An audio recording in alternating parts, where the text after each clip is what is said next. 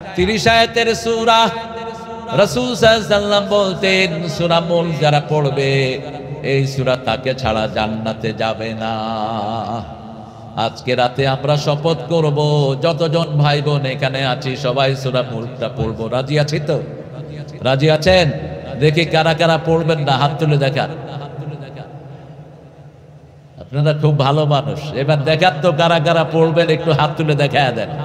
আল্লাহ আপনি এই হাতগুলো কবুল করেন। আরো চিৎকার করে বলেন আমিন। এই হাতের মধ্যে যারা না পড়ে আল্লাহর কাছে চলে যাবেন, পড়ার সওয়াব দান করে দিবেন কে? এই যে ওয়াদা দিলেন, আপনার ওয়াদা কবুল করলেন কে? এই জন্য প্রতি রাতে রাসূল সূরা বাকারার শেষ 2 আয়াত পড়তেন।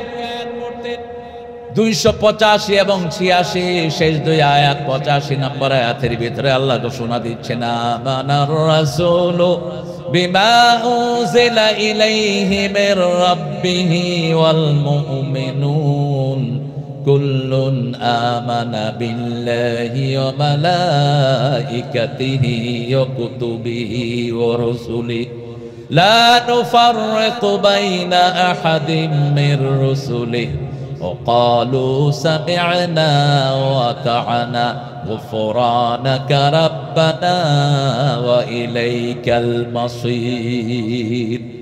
আল্লাহ রাব্বুল আলামিন বলছেন, ঈমানের মধ্যে প্রথম রাসূলরা ঈমান এনেছেন, তারপরে মুমিনরা ঈমান এনেছেন। ঈমান কিসের উপর এনেছেন? আল্লাহর উপর, আখিরাতের উপর। ঈমান এনেছে ফেরেশতার উপর, নবীদের উপর।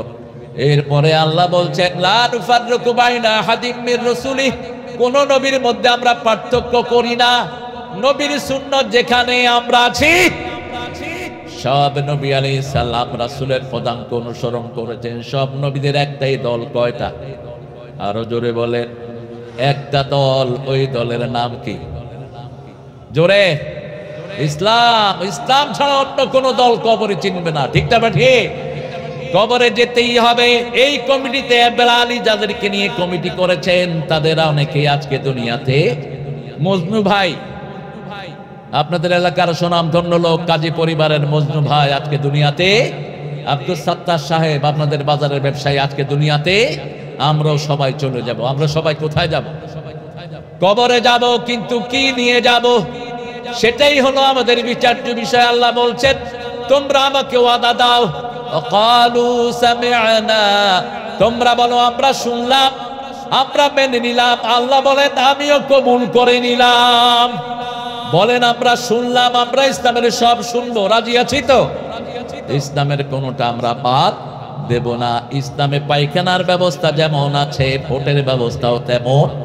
এমন কোন জিনিস নাই যেটা ইসলামে নাই, ঠিক না? ঠিক। আপনি কিভাবে মাহফিলে বসবেন সেটাও কোরআনে আছে না নাই?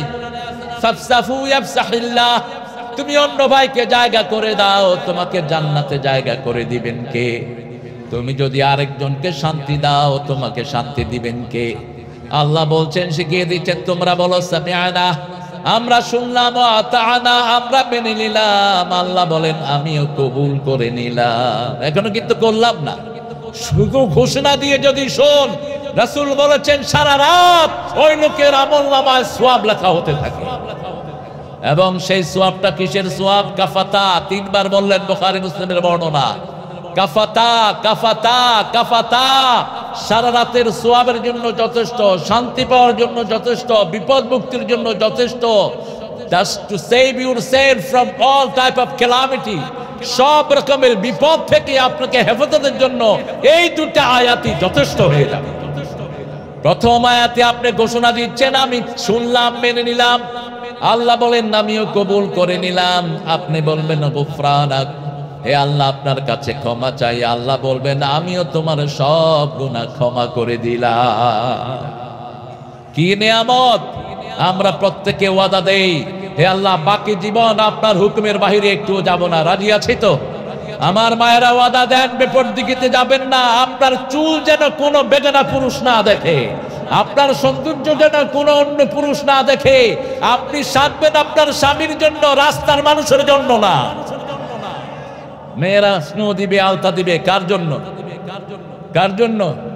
এখন বাজারে আসতে মাশাআল্লাহ, বাজারে গেলে দেখা যায় সব মেয়েরা সেজে গুছে এসেছে। হারাম। আপনি কোন সুগন্ধি আপনি বাহিরে আসতে ব্যবহার করবেন না। আপনি আপনার সৌন্দর্যকে ঢেকে রাখেন, জান্নাতের সৌন্দর্য আপনাকে দান করে দিবেন কে? মা ফাতেমা সাজছিলেন। মেয়েরা সাজতে পছন্দ করে। মেয়েরা যখন সাজে কেউ দেখুক, এটা মেয়েরা চায় না। সাজার পরে দেখুক। রাসূল সাল্লাল্লাহু আলাইহি ওয়াসাল্লাম হঠাৎ করে পড়ে গেলেন ফাতেমার সাজার সামনে। ফাতেমা নিজেকে লুকালেন। রাসূল সাল্লাল্লাহু আলাইহি ওয়াসাল্লাম বললেন, মা তুমি সাজতেছো? বলছে, হ্যাঁ আব্বু আমি সাজতেছি, আমি আমার বান্ধবীদের কাছে যাব। ছোট্ট একটা কথা, ছোট্ট মেয়ে ফাতেমাকে রাসূল বললেন, ও ফাতেমা, দুনিয়ার সাজ যদি বেশি হয়ে যায়, জান্নাতের সাজ থেকে আল্লাহ তোমাকে বঞ্চিত করে দিবে। এই ছোট্ট ফাতেমাতুজ জাহরা এই ছোট্ট কথাকে গেঁথে নিয়ে এমন ভাবে আমল করলেন, দুনিয়াতে থাকতেই তিনি জান্নাতের শ্রেষ্ঠ নারী হয়ে গেলেন, মেয়েদের সরদার হয়ে গেলেন জান্নাতে। এই ফাতেমাতুজ জাহরা এতটা পর্দাশীলা ছিলেন, তিনি মারা যাওয়ার আগে স্বামীকে বললেন, আমি মারা গেলে আমার জানাজাটা রাতে পড়বা, বেশি মানুষকে খবর করবা না। মসজিদে মৃত্যু সংবাদ প্রচার করার কোন সুন্নত ইসলামে নাই। এই যে আমরা প্রচার করি, নাই। মসজিদে ব্যক্তিগত কোনো প্রচারের জন্য মসজিদের মাইক নয়, কিন্তু আমরা যা খুশি তা মসজিদে প্রচার করি। যারা করো, আসামির কাঠ গড়ায় দাঁড়াবা কিয়ামতের ময়দানে। মা ফাতেমা বললেন, আমার জানাজাটা রাতের বেলায় দিবা, যাতে কাফনের উপরেও মানুষরা টের না পায় আমি কতটুকু লম্বা আর কতটুকু চওড়া ছিলাম। এতটা পর্দানিসীন ছিলেন তারা। মা আয়েশা সিদ্দিকার ঘরেই রাসূলের কবর। যতক্ষণ পর্যন্ত রাসূল সাল্লাল্লাহু আলাইহি ওয়াসাল্লাম একা ছিলেন, তিনি রেগুলার কবরে আসতেন। আবার যখন ওনার আব্বা চলে গেলেন, আবু বকর ডান পাশে থাকলেন, তখনও তিনি আসতেন, ওটা ওনার ঘর।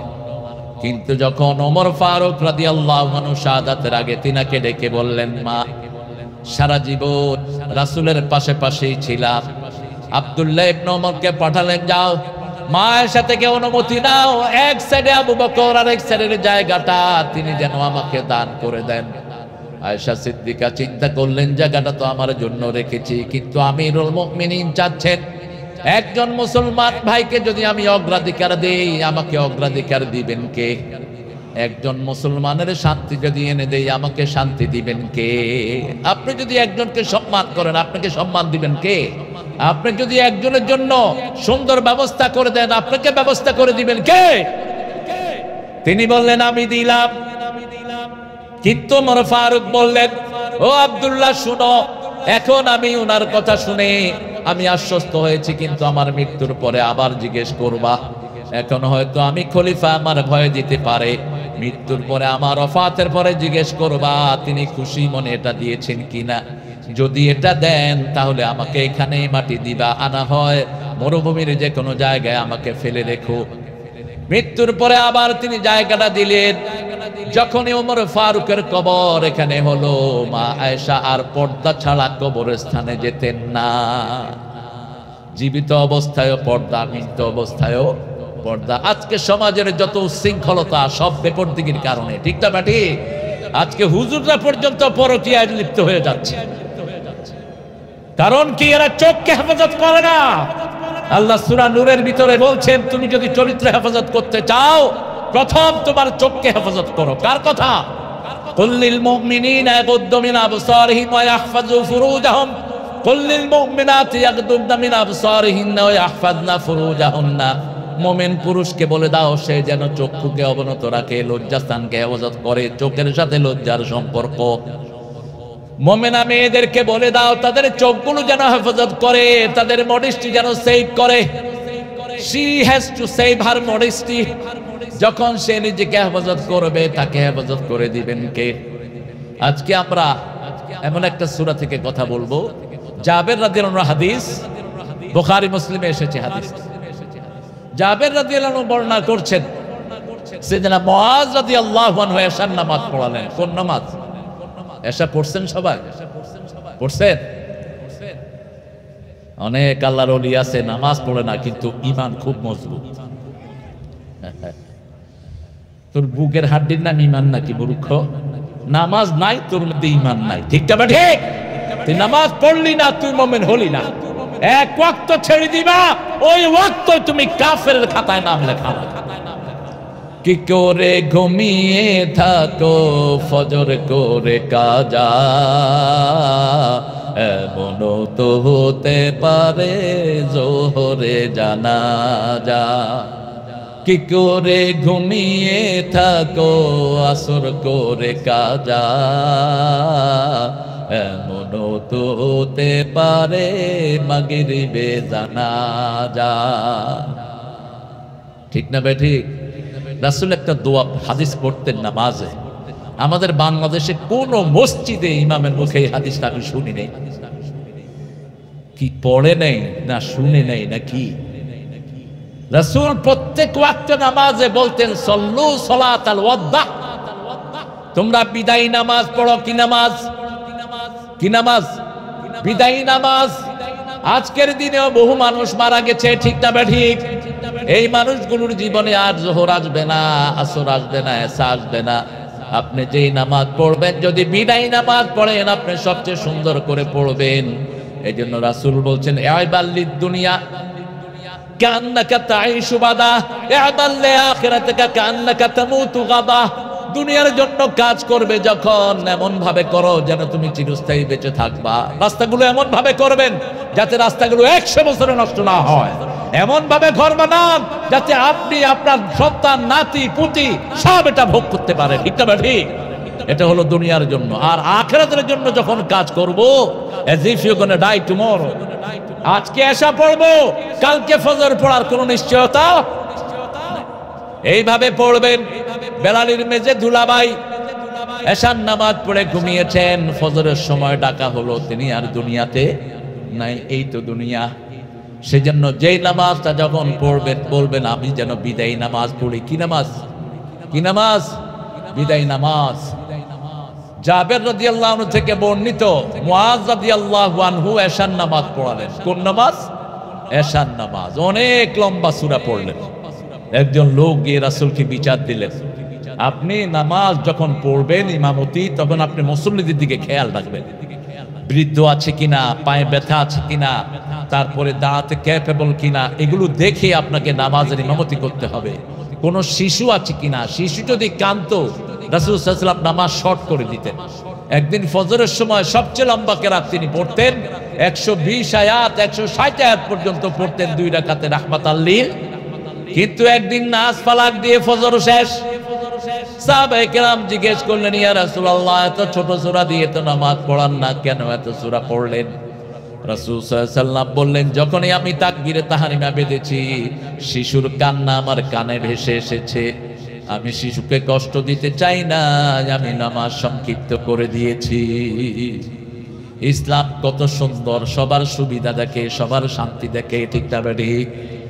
রাসূল সাল্লাল্লাহু আলাইহি ওয়াসাল্লাম মুআজকে বললেন, মুআজ, তুমি বড় কষ্ট দিয়ে ফেলেছো মানুষকে, কেন তুমি এত লম্বা নামাজ পড়লা? তুমি যখন একলা নিয়ত করবা লম্বা পড়ো, যত লম্বা ইচ্ছা পড়ো, কোনো অসুবিধা নাই। কিন্তু যখন পিছনে মানুষ থাকবে তাদের সুবিধা তোমাকে দেখতেই হবে। তুমি যখন রাতের নামাজ পড়বা, তুমি 3টা সূরা পড়ো। 3টা সূরার কথা রাসূল বললেন, এই 3টা সূরার মতো সূরাগুলো পড়ো।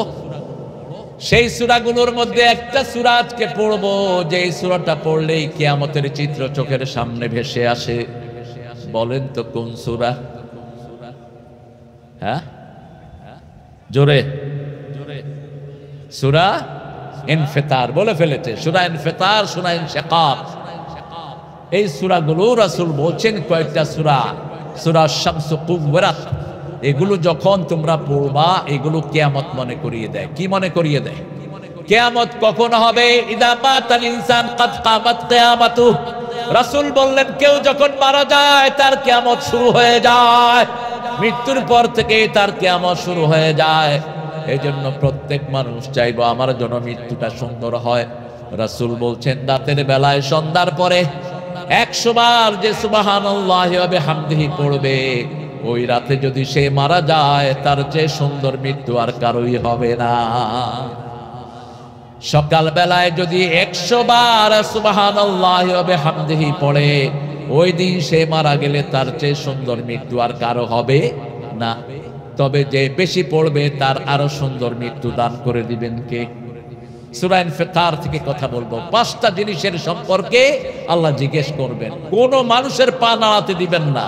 মেথড থেকে শুরু করে দেশের প্রধানমন্ত্রী পর্যন্ত, সুইপার থেকে শুরু করে প্রধান উপদেষ্টা ইউনূস পর্যন্ত সবগুলোকে আল্লাহর আদালতে দাঁড়িয়ে থাকতে হবে।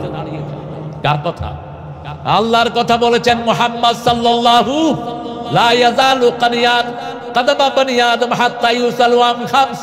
কোন মানুষের পা আল্লাহ নাড়াতে দিবেন না, যেই ধর্মেরই হোক, যেই বর্ণেরই হোক, কোন মানুষের পা আল্লাহ নাড়াতে দিবেন না 5টা প্রশ্ন ছাড়া। কয়টা প্রশ্ন? প্রথম প্রশ্ন হলো হায়াতুকা ফীমা আবলাহু, তোমার জীবন তুমি কোন রাস্তায় খরচ করেছো?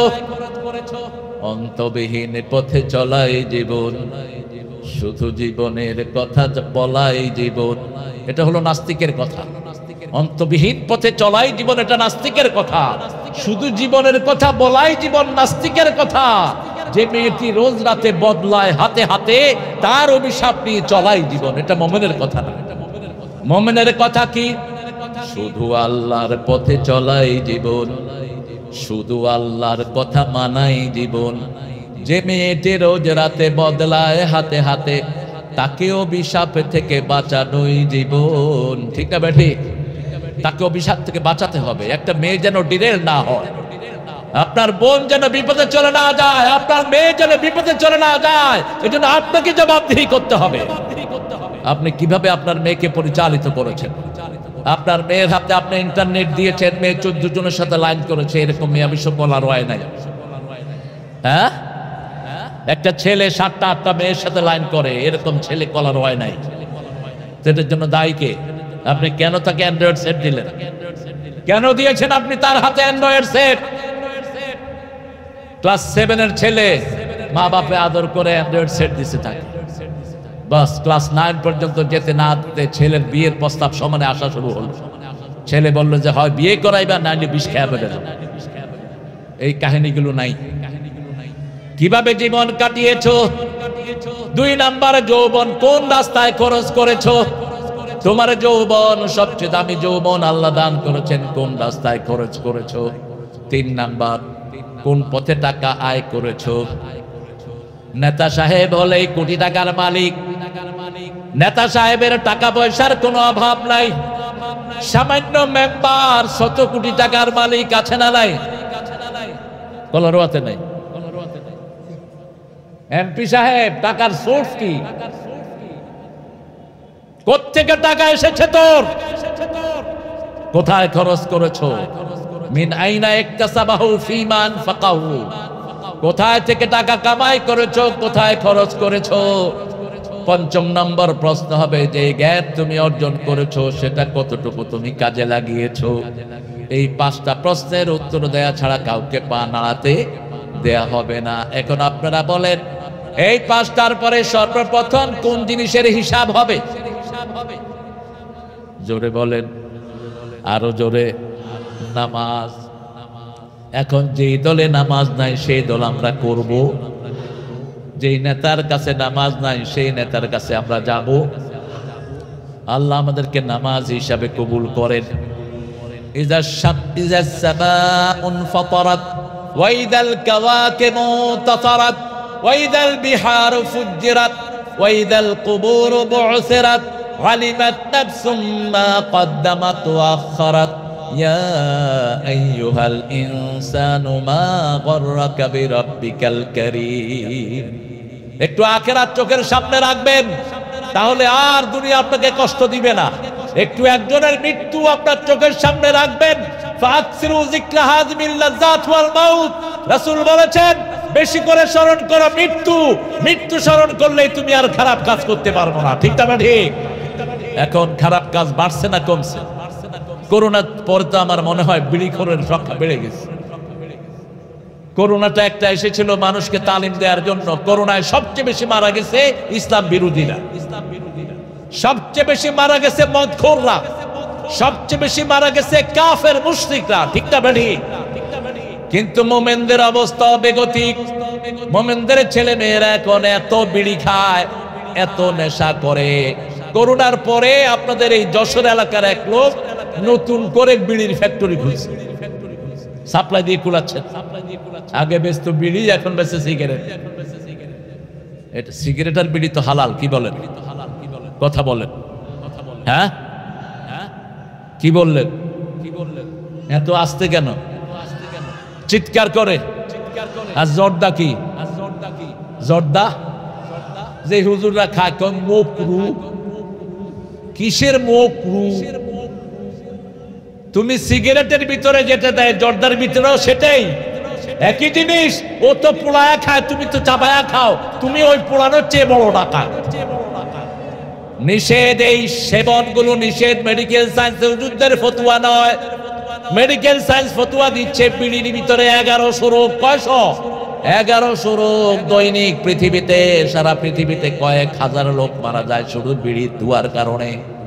বছরে 22 থেকে 23 লক্ষ লোক মারা যায় সিগারেটের ধোঁয়ার কারণে। তোমরা যারা সিগারেট বিক্রি করো, তোমরা যারা সিগারেট খাও, এই খুনি হিসাবে তোমরা কিয়ামতের ময়দানে আদালতে দাঁড়াবা। আল্লাহ আমাদেরকে হেফাজত করুন। ইদাস সামাউন ফাতারাত, যখন আকাশটা বিদীর্ণ হয়ে যাবে। সূরা মুজাম্মিলের ভিতরে আল্লাহ বলছেন আস-সামাউ মুনফাতিরুন বিহ, আকাশটাকে আল্লাহ বিদীর্ণ করে দিবেন। ইদাস সামাউন ফাতারাত ওয়া ইদাল কাওয়াকিবু ইনতাসারাত, তারাগুলো ছিটকে পড়ে যাবে। ওয়া ইদাল বিহারু ফুজ্জিরাত।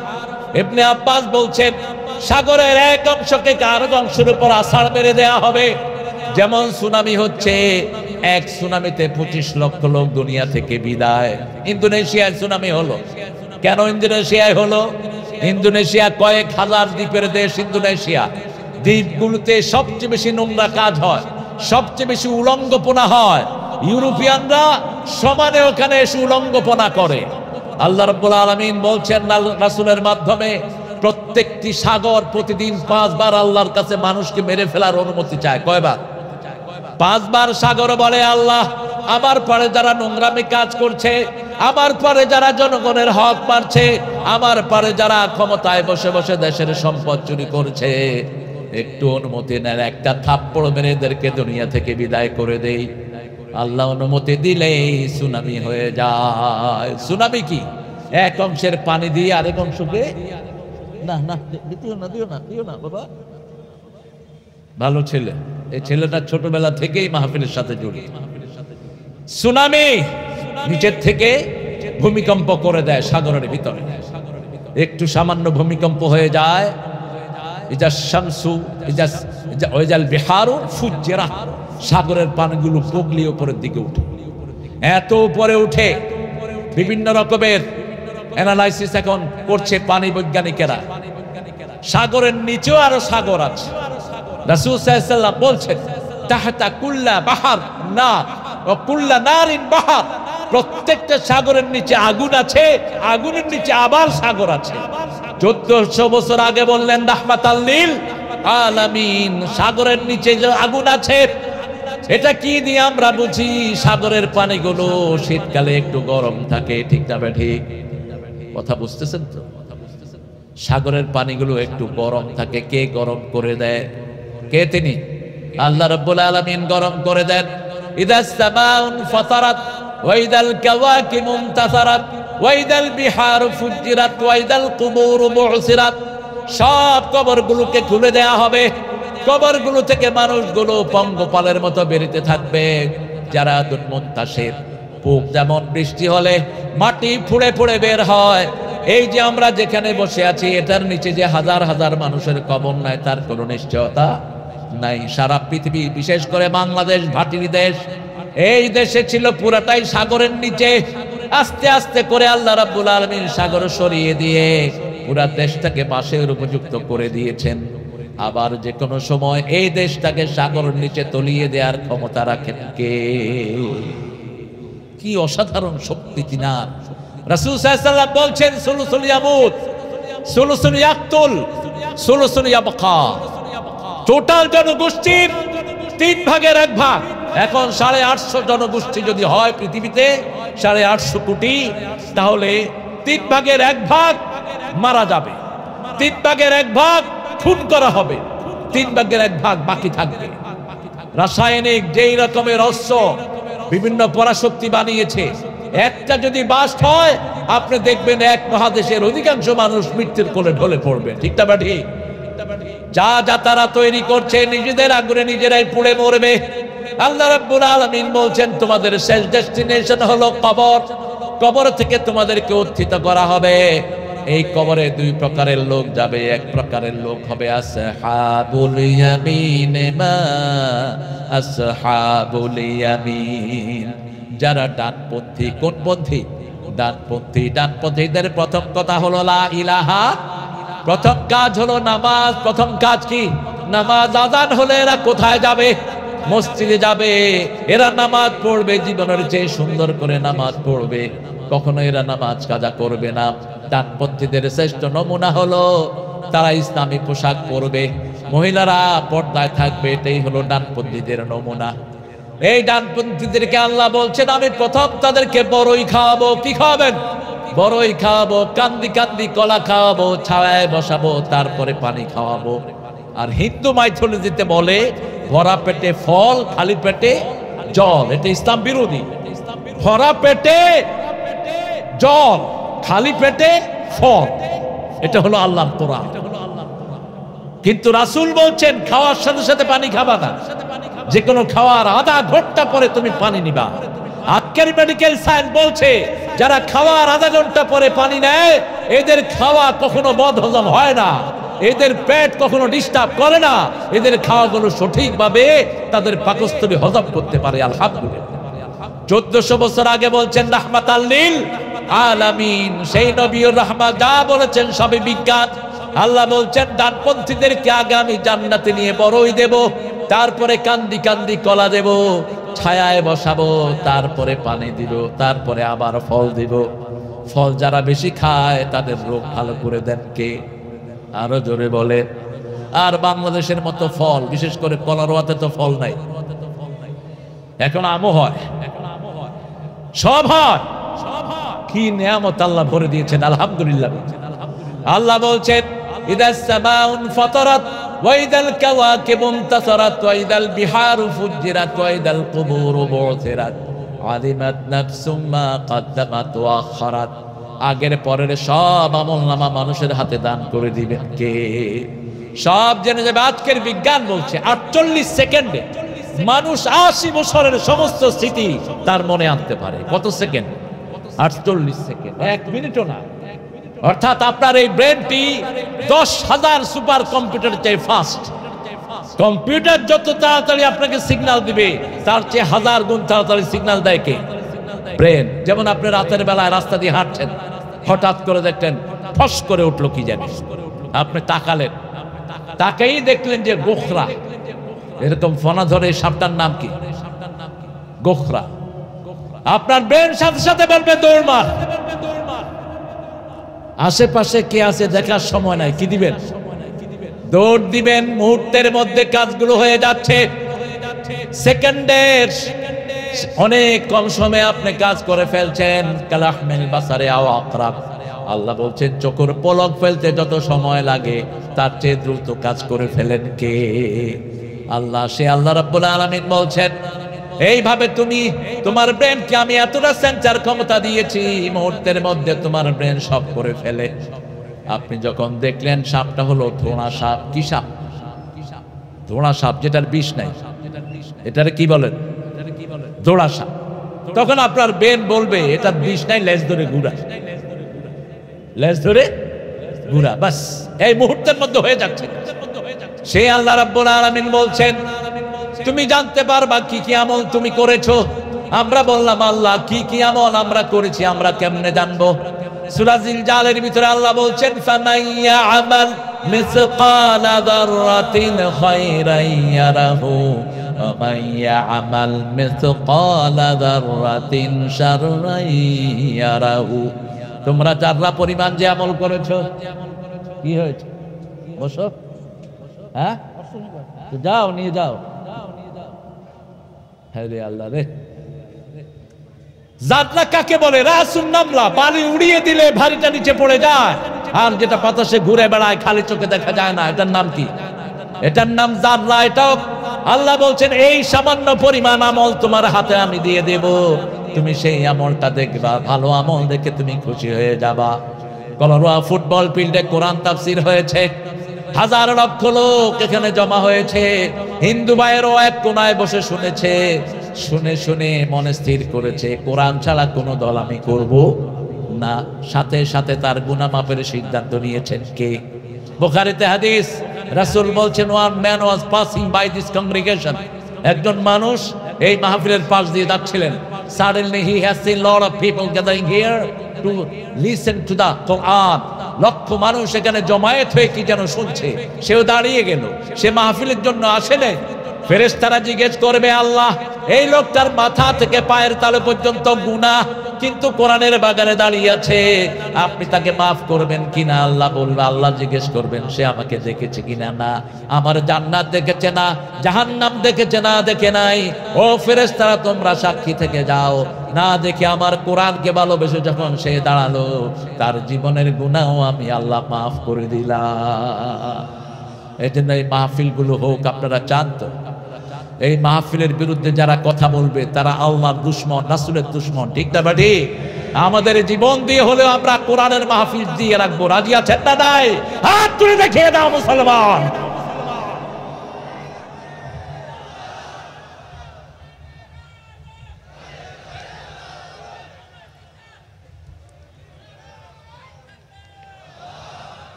কলরোয়ার লোকের শান্তি কমে গেছে, আওয়াজে আগের মতো আওয়াজ নাই। একটু জোরে বলেন তো আল্লাহু আকবার। হয়েছে?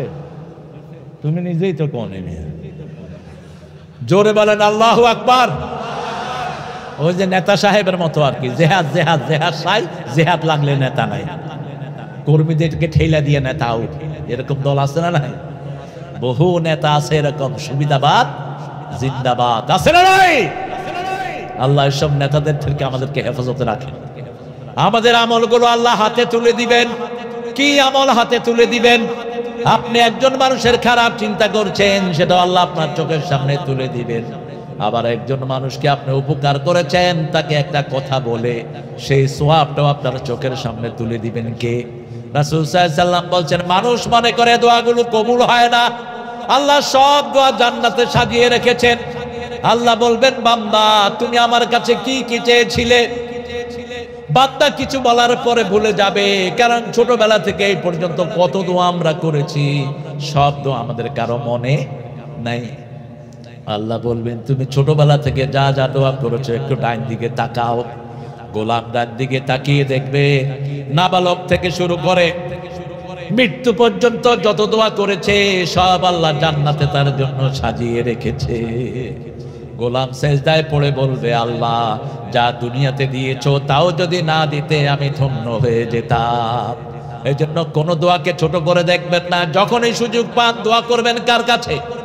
যখনই সুযোগ পান আল্লাহর কাছে হাত তোলেন, যখনই সুযোগ পান সেজদা দেন। সেজদা যত বেশি তার দাম আল্লাহর কাছে তত বেশি। সেজদা নাই আল্লাহর কাছে তার কোনো দাম নাই। যত জায়গায় সেজদা দিবেন এই জায়গাগুলো কিয়ামতের ময়দানে আল্লাহর কাছে বলবে, আল্লাহ আপনার জন্য এই এই জায়গায় সেজদা দিয়েছে, সেজদার জায়গা কখনো জাহান্নামের আগুন পোড়াবে না। আল্লাহ রাব্বুল আলামিন সেজন্য বলছেন, উসজুদু ওয়াক্তারিব, সেজদা দাও, আমার কাছে চলে আসো। আলিমাত নাফসুম মা কদ্দামাত তাআখারাত ইয়া আইয়ুহাল ইনসানু মা গাররাকা বিরাব্বিকাল কারীম।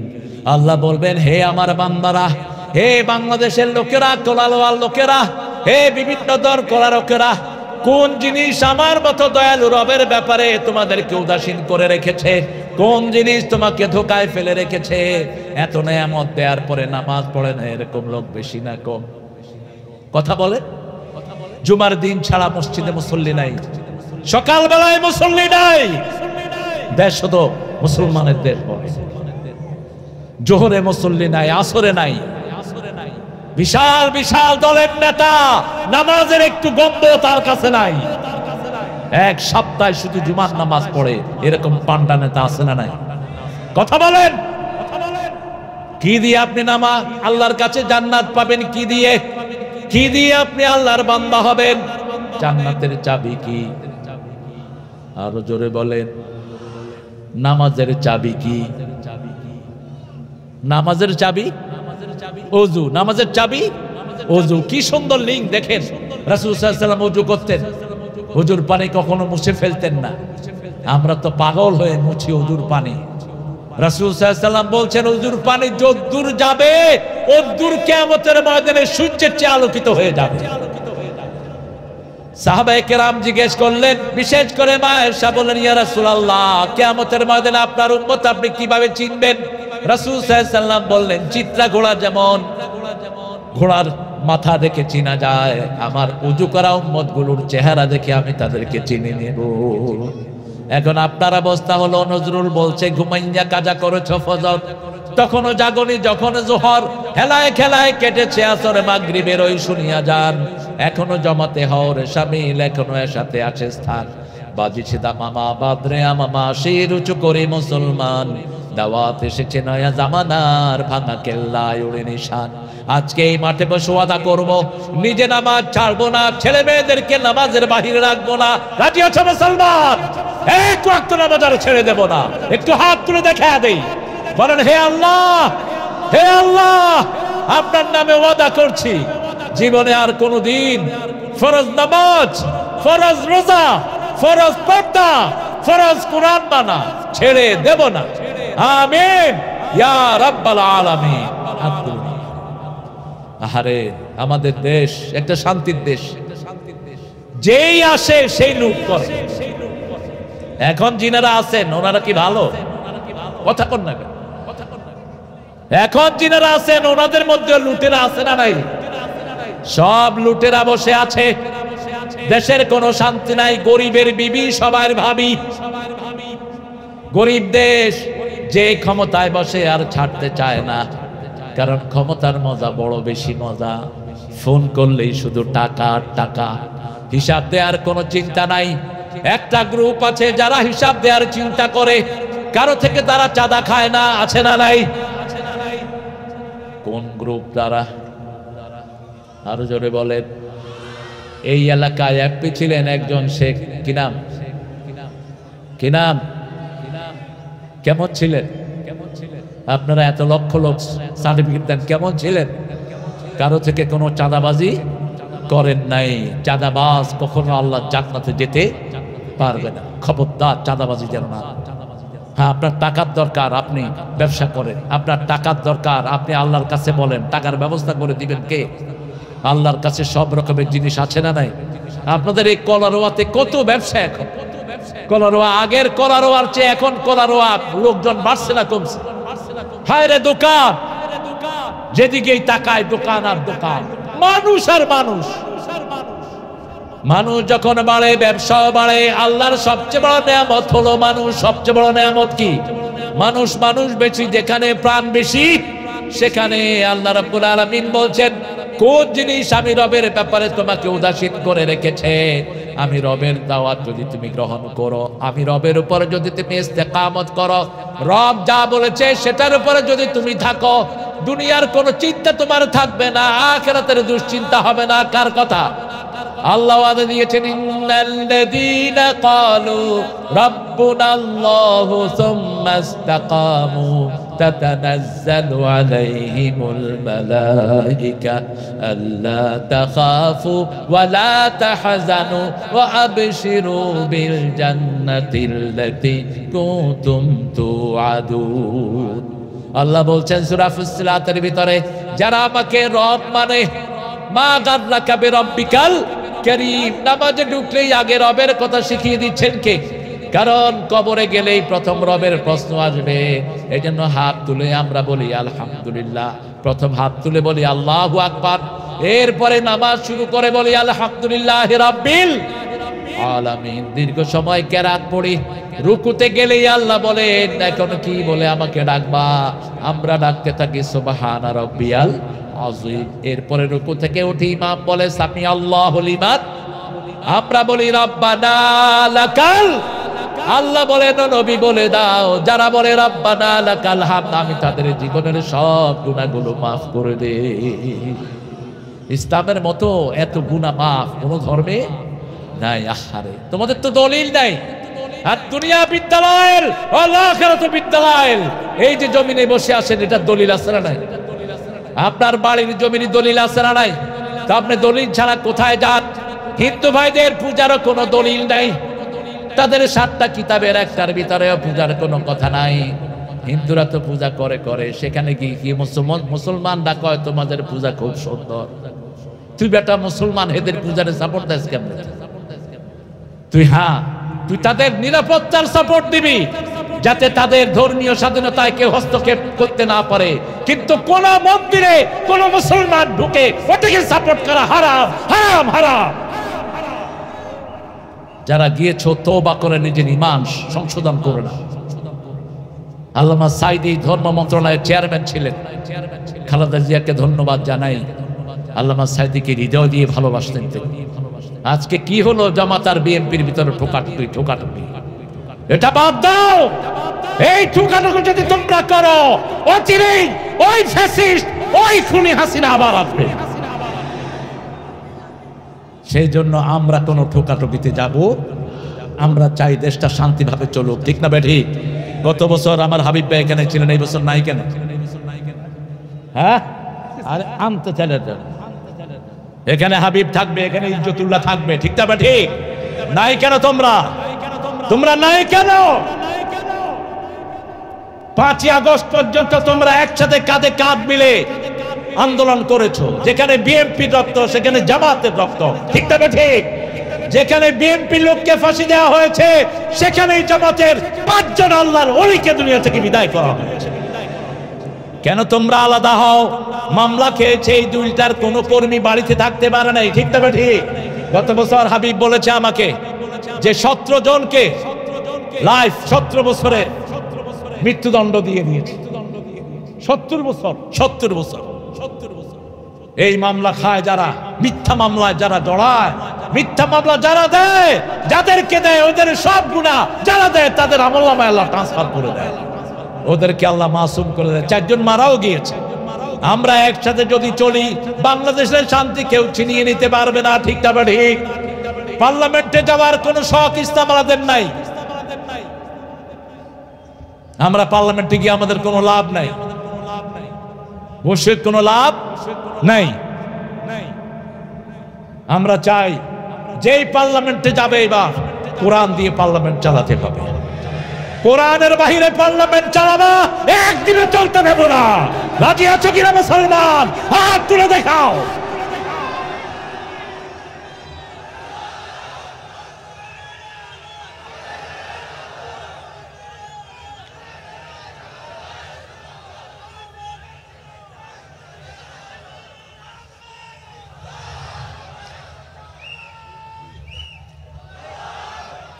আমার প্রিয় ভাইরা, ডানপন্থী আন্দোলন বলতে আমরা বিএনপিকে বুঝাই, ঠিক না ঠিক? কেন?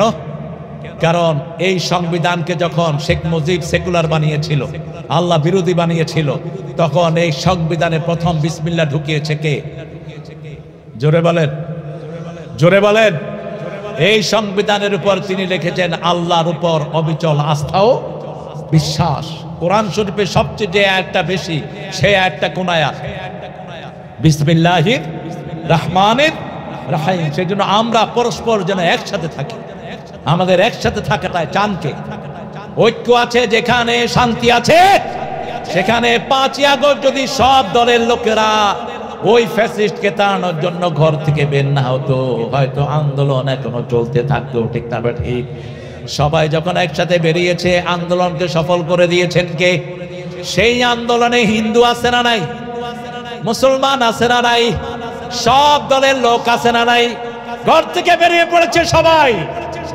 একটা ইস্যু, হাসিনা তুই কবে যাবি, ঠিক না ঠিক?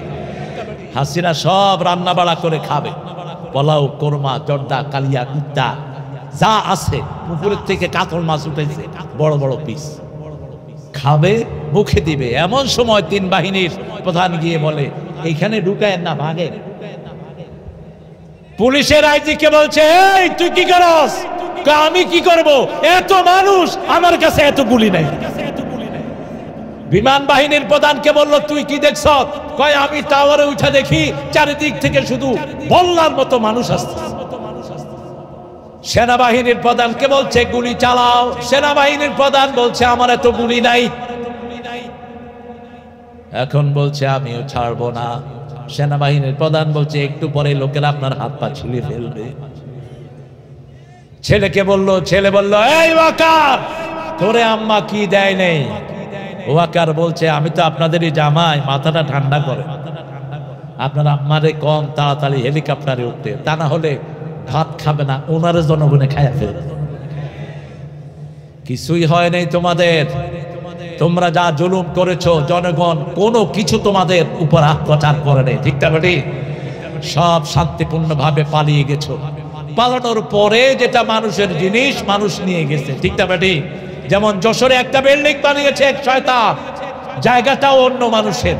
ওই যে বিল্ডিং বানিয়েছে বিল্ডিংটাও সব টাকা অন্য মানুষের। কি নাম জানি লোকটার?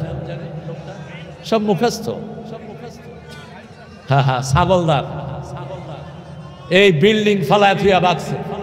এই বিল্ডিং এ কি আছে দখল করার জন্য পোলাপান উঠছে উপরে, নিচে দিয়া পোলাপান দিছে আগুন। আন্দোলন যারা করছে হেরাও 7-8 জন উপরে কাবাব হয়ে গেছে।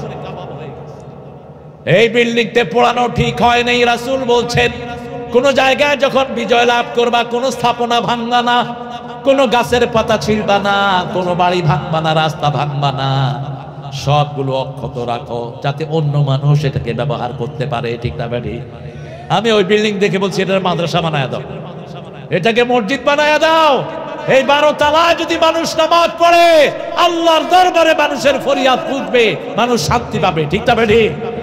নামাজের চেয়ে পবিত্র আর কিছুই নাই। কেন ভাঙলা? সব কিছুর জন্য একজনের কাছে দাঁড়াতে হবে। আল্লাহ রাব্বুল আলামিন বলছেন ইয়াউমাইদিন তুহাদ্দিসু আখবারাহা। এই যে জমিনে এসে বসেছেন, কোন নিয়ত নিয়ে এসে বসেছেন সেই জিনিসটাও জমিন কিয়ামতে বলে দিবে। আমরা দেখছি আমাদের চেহারাগুলো রেকর্ড করে সামান্য ক্যামেরা, কিন্তু আল্লাহ কোরআন বলছে এক একজন মানুষের সাথে হাজার হাজার ক্যামেরা ফিট করে রেখেছেন কে? আপনি যখন মুখ দিয়ে কথা মিথ্যা কথা বলবেন, আল্লাহ জিজ্ঞেস করবেন তুই কি করেছিলি? হাসিনা কম। হাসিনা বলবে আমি তো কোনো দোষ করি নাই।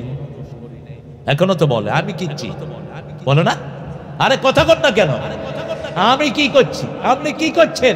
আপনি হাজার হাজার মানুষকে গুলি করে মেরেছেন, আপনি হাজার হাজার মামুনের ইজ্জত লুণ্ঠন করেছেন, আপনি লক্ষ লক্ষ কোটি বাংলাদেশ থেকে পাচার করেছেন। কয় আমি কি করেছি? আল্লাহ জিহ্বা বন্ধ করে দিবেন, জিহ্বা দিয়ে কোনো কথা বের করবেন না। সূরা ইয়াসিনের 65 নম্বর আয়াতে আল্লাহ বলছেন আল-ইয়াওমা নাখতিমু আলা আফওয়াহিহিম ওয়া তুকাল্লিমুনা আইদিহিম ওয়া তাশহাদু আরজুলুহুম বিমা Kanu ইয়াকসিবুন। Today I will seal upon your mouth, your hand will speak out, your two feet will be doubtness for that. What have you done in your lifetime? আজকে মুখে সিল মেরে দিলাম। তোমার হাতকে বলবো হাত তুমি কথা বলো। এই হাত তোর হাত বলবে আল্লামা সাঈদীর মতো আল্লাহর প্রেমিককে 13 বছর তুই জেলখানায় ফেলে রেখেছিস, ঠিক না ঠিক?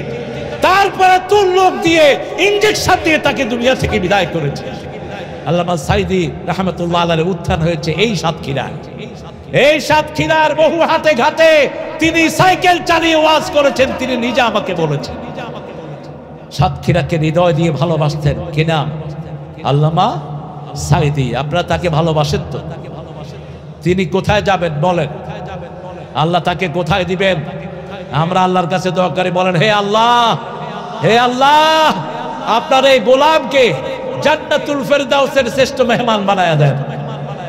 এত কষ্ট করেছেন 13 বছর, এই টেবিলের চেয়ে ছোট একটা জায়গা, এতটুকু একটা জায়গাতে তিনি শুইতেন, তিনি থাকতেন। 3টা কম্বল তার শোয়ার জিনিস ছিল, তাকে দেয়া হয়েছে 3টা কম্বল। একটু রাষ্ট্রীয় কোন অতিথির মর্যাদাও তাকে দেয়া হয় নাই। কয়দিনা নিজের কম্বল তাকে দিয়ে 4-5টা কম্বল দিয়ে তাকে বালিশ বানিয়ে দিয়েছে আর নিচে দিয়েছে। এই 13 বছর এই ছোট্ট জায়গায় থাকলেন, ডায়াবেটিসের রোগী, প্রেসারের রোগী, কিন্তু যখন বের করে আনলেন মুখে কি? মুখে কি? চলে গেলে জান্নাতেরি হাসি উপহার,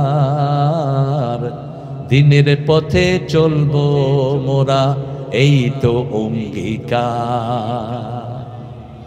দিয়ে গেলে জান্নাতেরি হাসি উপহার। আসসালামু আলাইকুম। কত বড় মানুষ, আমি তার ছাত্রের যোগ্য না। আগে সালাম। বড় মানুষের আগে কি দেয়? আগে কি দেয়? সবচেয়ে বড় মানুষ রাহমাত আল্লিন সবার আগে সালাম দিতেন। কোথায় তুমি? আমি বললাম আমি যশোর এয়ারপোর্টে নামলাম। যাবা কোথায়? কলারোয়া। এই মজনু ভাইয়ের বাড়িতে উঠতাম, বেলালের বাড়িতে উঠতাম। মজনু ভাইয়ের ভাই আসছে এখানে, শাহেদ ভাই উঠেন একটু সালাম দেন। এই যে মজনু ভাইয়ের ভাই, এই কাজী পরিবার ইসলামের জন্য অক্ষ করা পরিবার। তিনি বললেন গাড়ি ঘুরাও, প্রোগ্রাম কখন? আমি বললাম সন্ধ্যায়। তিনি বললেন গাড়ি ঘুরাও খুলনার দিকে। খুলনা আপনারা জানেন তিনের একটা প্রতিষ্ঠান আছে, বাংলাদেশের শ্রেষ্ঠ প্রতিষ্ঠানের একটা, 7 থেকে 8 হাজার ছাত্র সেখানে, আলহামদুলিল্লাহ। তিনি ছুটি দিয়ে দিলেন। মসজিদে সব ছেলেরা আমরা বসলাম। আল্লামা সাইদি আমাকে পিঠে হাত দিয়ে বলবেন, ছেলেরা তোমরা চিনো একে? ছোট্ট ছোট্ট ছেলেরা বলছে হ্যাঁ আমরা ওনাকে চিনি। তিনি বললেন তারেক আজকে আমাদেরকে কি শোনাবা? আমি বললাম চাচা আমি আস্তে আস্তে একটা গানের চিন্তা করে আসছিলাম, একটা গজল ওটা আপনাকে শোনাব। অমর শিল্পী তুমি প্রিয় সাইদি, তোমাকে জানাই সালাম। সারাটা জীবনে জুড়ে তোমার প্রেমের সুরে ছড়ালে যে মহান আল্লাহর নাম, তোমাকে জানাই সালাম। অমর শিল্পী তুমি প্রিয় সাইদি, তোমাকে জানাই সালাম। আমি বলছি গজলটি বলছি, উনি কাঁদছেন বসে বসে। আল্লাহ তাকে সালাম দিয়ে ভরে দিন, বলেন আমিন। হে আল্লাহ তার কবরটাকে আপনি শান্তি দিয়ে ভরপুর করে দিন। এই মানুষটাকে 13টা বছর এত আক্রমণ করলো, অথচ এই মানুষটার হাতে যত বিধর্মী মুসলমান হয়েছে বাংলাদেশের ইতিহাসে কারো হাতে এত বিধর্মী মুসলমান হয় নাই। ঠিক না ঠিক? কি করেছ? এই হাত তোমার সাক্ষী দিবে, পা বলবে, হাত যা বলে তা সত্য। ওই যে ডাক্তার বেয়াদব সুই দিয়ে বিষ ঢুকিয়ে দিয়ে যে দুনিয়া থেকে বিদায় করেছে, সে এখনো বহাল তবিয়তে পিজিতে আছে। কিন্তু ব্যক্তিগত প্রতিশোধ নেয় ইসলাম জায়েজ করে নেই। ইসলাম বলেছে বিনা বিচারে যদি কোনো বিধর্মীকে যদি কেই মারে, কিয়ামতের ময়দানে তাকে আসামির কাঠ গলায় দাঁড় করাবেন কে? আপনি বিনা বিচারে কারো গায়ে হাত দিতে পারবেন না। সেই জন্য আমরা কোনো প্রতিশোধ নেই না। ইসলাম আলাদা প্রতিশোধ নেয় না। ইসলাম আলাদা একজনের পর ভরসা করে, তিনি কে? সেই আল্লাহ রাব্বুল আলামিন বলছেন কিয়ামতের ময়দানে আমি মুখ বন্ধ করে দেব, যতজন মিথ্যা সাক্ষী দিয়েছে সবাইকে হাজির করা হবে। শুক্রঞ্জন মালি একটা হিন্দু লোক, আমি পিরোজপুর গিয়েছি, আমাকে জড়িয়ে ধরেছেন। আমি বললাম তুমি সাক্ষী দিলা না কেন? বলছে জন্মের পর থেকে দেখেছি এই লোকটা কোন হিন্দুর দিকে কোনোদিন চোখ তুলেও তাকান নাই। যখন যে সাহায্য আমরা চেয়েছি আমাদের পাশে এসে দাঁড়িয়েছে। আমি কিভাবে তার ব্যাপারে মিথ্যা কথা বলি? আমি বলেছি আমার প্রাণ যাবে কিন্তু তার ব্যাপারে আমি মিথ্যা সাক্ষী দিতে পারবো? সাইয়েদনা ইব্রাহিম আলাইহিস সালাম দোয়া করতেন, জাআলনি লিসানা সিদকিন ফিল আখিরিন ওয়াজআলনি ওয়ারাসাতাম মিন জান্নাতিন নাঈম। সূরা শুআরার ভিতরে ৭৪ থেকে ৭৮ পর্যন্ত ওনার আকীদা আল্লাহ তুলে দিয়েছেন। তিনি বলতেন ফাইদা মারুতু ফাহি আশফি, আমরা যখন অসুস্থ হই আমাদেরকে সুস্থ করে দেন কে? আরো জোরে বলেন। ওয়া ইউতআমুনি ওয়া ইসকিন, আমাদেরকে খাওয়ান কে? আমাদেরকে পরান কে? সব কিছুর মালিক কে? সে আল্লাহ বলছেন মুখে আমি খাবার তুমি যখন দাও, আমি খাবারকে অনুমতি না দিলে খাওয়ার হজম হয় না। তোমার পেটে যখন খাওয়ার যায় আমার অনুমতির অপেক্ষা করে, আমি যাকে অনুমতি দেই না তার খাবার পেটেই পড়ে থাকে। পেটেই পড়ে থাকতে থাকতে পেট বড় হয়ে যায়। ঠিক তবে ঠিক। আমি লিভারকে বলি কাজ করবি না, দুনিয়ার কোন ডাক্তার লিভারকে কাজ করানোর ক্ষমতা। এই জন্য যে কোনো কাজের আগে যখন আল্লাহর নাম নেব আমার কাজটাকে সহজ করে দেন কে? এই জন্যই রাসূল বলেছেন ইয়া গোলাম সাম্মিল্লাহ, হে গোলাম খাওয়ার আগে কার নাম? খাওয়ার আগে কার নাম? যে কোনো কাজ করার আগে কার নাম? কারণ আপনি আল্লাহ ইশারা ছাড়া কোনো কাজ করতে পারবেন? বিবিকে বলেছে বিবি খানা নাও, আমি গোসল করে আসি। স্বামী গোসল করতে গেছে আর আসে না, আর আসে না, এরকম ঘটনা আছে না নাই? গিয়ে দেখে পুকুর পাড়ে উবত হয়ে মরে আছে। এই জন্য যে কোনো কাজের আগে ইনশাল্লাহ বলাটা ফরজ। ইনশাল্লাহ বলা কি ফরজ? যে কোনো কাজের আগে বিসমিল্লাহ বলা কি ফরজ? না বললে আপনার দুনিয়াও শেষ, আখিরাতও শেষ। আল্লাহ রাব্বুল আলামিন বলছেন, ও ইব্রাহিম, তুমি যা জাদু আমার কাছে করেছো, কিয়ামত পর্যন্ত সত্যবাদী হিসেবে ইব্রাহিম আলাইহিস সালামের নাম আছে না নাই? তিনি দোয়া করেছেন, আল্লাহ আমাকে জান্নাতুল ফেরদাউসের ওয়ারিস বানায়া দেন, জান্নাতুন নাঈমের ওয়ারিস আমাকে বানায়া দেন। আল্লাহ বললেন, যা দোয়া করেছো সব কবুল করে নিয়েছেন কে? মা গররাকা বিরাব্বিকাল কারীম আল্লাযী খালাকাকা ফাসাওয়াকা ফাআদালাকা। আমাদেরকে সৃষ্টি করেছেন কে? শরীরটাকে সুন্দর করে সাজিয়ে দিয়েছেন কে? এই আয়াতের মেয়ার ইবনে আব্বাস রাদিয়াল্লাহু আনহু বলছেন, আল্লাহ রাব্বুল আলামিনের হাবিবের কাছে, বুখারী মুসলিমের হাদিস, এক লোক এসে বলছে, হুজুর আমার সন্তানটা হয়েছে কালো। আমার সন্তানটা কি হয়েছে? কালো। রাসূল সাল্লাল্লাহু আলাইহি ওয়াসাল্লাম বললেন, তোমার বাড়িতে ওট আছে? বলছে আছে। কি রং? লাল রং। ছেলে ওট? হ্যাঁ ছেলে ওট, লাল রং। মেয়ে ওট, লাল রং। ওই ওটের বাচ্চা কি কখনো কখনো মিলানো রং হয়? যে লালও আছে, সাদা কালো ফোটা ফোটা আছে? কয় হয় হুজুর। তো হুজুর সাল্লাল্লাহু আলাইহি ওয়াসাল্লাম বললেন, রাসূল সাল্লাল্লাহু আলাইহি ওয়াসাল্লাম বললেন, কেন হয়? ওটের মালিক বলছে, ওর আগের ওট কোনটা ধারাটা সে অবলম্বন করে, আগের ওট কোনটা হয়তো চিত্রা ছিল, এই জন্য পরের ওটও চিত্রা হতে পারে। এবার রাসূল সাল্লাল্লাহু আলাইহি ওয়াসাল্লাম বললেন, এই যে সন্তানটা কালো হয়েছে, তোমরা দুইজনই সুন্দর, এই সন্তানটা কালো হয়েছে, তোমাদের পূর্বপুরুষ কেউ কালো হতে পারে? একটা সন্তান 14টা সিঁড়ি টানে, পরিবার ভেঙে যায়। স্বামী স্ত্রী দুইজন সুন্দর, কিন্তু সন্তানটা কালো হয়, তখন স্বামী সন্দেহ করে কাকে? আরে কথা কন না কেন? এরকম একটা মামলা আমার কাছে এসেছিল, টার্কিশ পরিবার, স্বামী স্ত্রী দুইজনই ফর্সা, ছেলে হয়েছে কালো। এখন স্বামী বলতেছে, তুমি কার সাথে কি করছো? উপায়ান্তর না পেয়ে, ফাইযা তানাযাতুম ফি শাইইন ফারুদ্দুহু ইলাল্লাহি ওয়ার রাসূল। আল্লাহ রাব্বুল আলামিন বলছেন, যখনই কোথাও ঝগড়া হবে তোমরা আল্লাহর কাছে যাও, রাসূলের কাছে যাও। ঠিক তবে ঠিক। এখন আমরা তো আল্লাহ রাসূলের কাছে যাই না, আমরা কার কাছে যাই? গ্রামে কোনো ঝগড়া হয়, চেয়ারম্যানের কাছে যাই। চেয়ারম্যান দুই দিক থেকে টাকা খায়া বস টম্প। এটা অবশ্য কলারওয়াতে নাই, বাজায়া দিয়া দুই দিক থেকে টাকা খায়। একটা বিয়ে, মেয়ে গেছে তার সালিশ নিয়ে, সেখানে মেয়েকে কুপ্রস্তাব দেয়, এরকম বেয়াদব আছে না নাই? বড় নেতা, বিভিন্ন মোবাইল কলগুলো ফাঁস হচ্ছে। জমি দখল করে নিয়ে গেছে, মেয়েটার কিচ্ছু নাই, মেয়েটা একটা কলেজে চাকরি করে।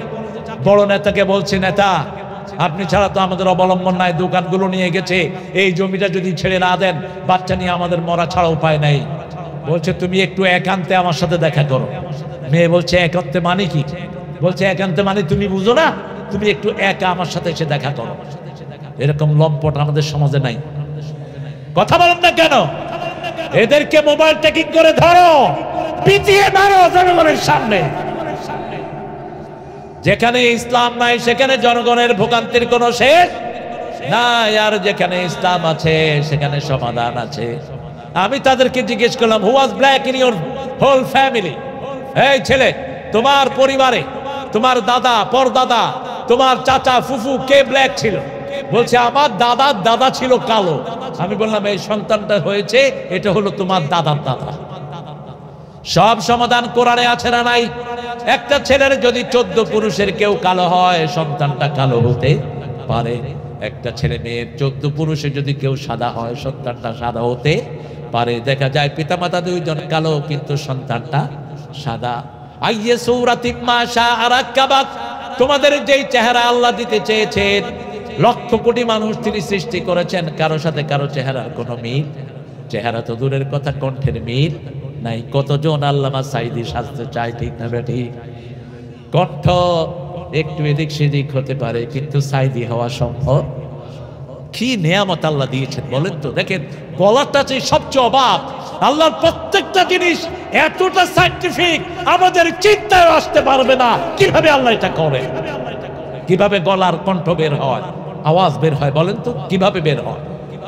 একটা জিহ্বা উপরে, ছোট্ট জিহ্বা, ওটা লড়ে, আর মুখ নাড়ায়, আওয়াজ বের হয়। কারো আওয়াজের সাথে কারো আওয়াজের কোনো মিল নাই। প্রত্যেককে আলাদা আওয়াজ তার করেছেন কে?